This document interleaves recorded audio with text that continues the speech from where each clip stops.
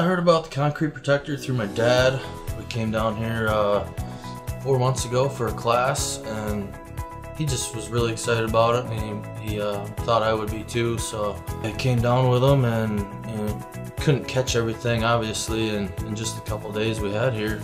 So once I got back up to Michigan and started playing with some sample boards and stuff, there's things that I needed to get my mind refreshed on, and so a partner and I came back down here, and we plan on starting a business here within the next few months, and quitting our jobs and that we've both been at for 10-11 years, and moving forward with the coating business.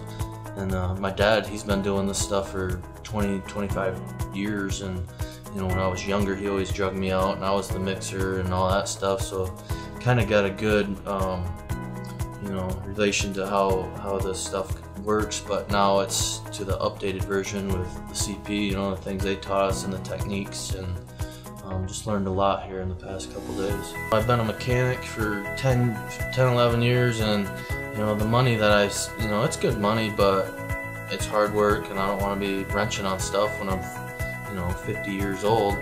And just the most you're gonna make doing that is about 60 to 80,000, and seeing the numbers in these floor coatings, that's the kind of that's a good attention grabber for me. I work a little less, or maybe even a little harder, but it's actually coming back to you in the end. You're getting your money's worth at the end of the day or year. The hands-on, doing our own sample boards is definitely helpful.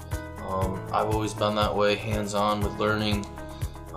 For me to sit down and read a book and try to learn that way, it's not going to work. Andy's a very good, Andy, and last time I was here, Joe was here. Between the both of them, they're very helpful, even the representatives down there.